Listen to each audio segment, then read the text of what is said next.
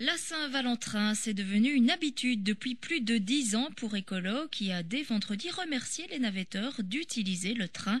Mais pour Écolo Luxembourg, ce fut aussi l'occasion de faire le point sur le rail et sur tout ce qui devrait être amélioré en matière de chemin de fer en province de Luxembourg. Philippe Herman. Pour Écolo Luxembourg, il y a quelques éléments positifs comme la nette amélioration de la fréquence des trains entre Arlon et Luxembourg ou encore la fin des gros travaux du côté de Libramont. Mais de gros problèmes subsistent. Cécile Thibault, sénatrice. La ponctualité, des cadences qui sont beaucoup trop faibles à certains endroits de la ligne 167 qui ne permet pas aux étudiants de revenir le dimanche soir. La ligne 167, c'est la ligne qui va de Virton à Arlon. Et puis il y a le problème des correspondances. Avoir des correspondances toutes les 2 heures en gare de Libramont et avec les problèmes de ponctualité, ce n'est pas du tout compatible. Donc il faut pouvoir améliorer cet élément-là aussi. Certains horaires restent inadaptés, comme entre Vielsalm et Luxembourg. De plus, il y a d'autres craintes pour le futur, comme l'éventuelle concentration des postes de signalisation qui pourraient ignorer le Luxembourg. Écolo Luxembourg s'est également livré un état des lieux des gares dans la province. Romain Gaudron. Il y a une disparité en ce qui concerne l'ouverture tardive des gares. À l'heure actuelle,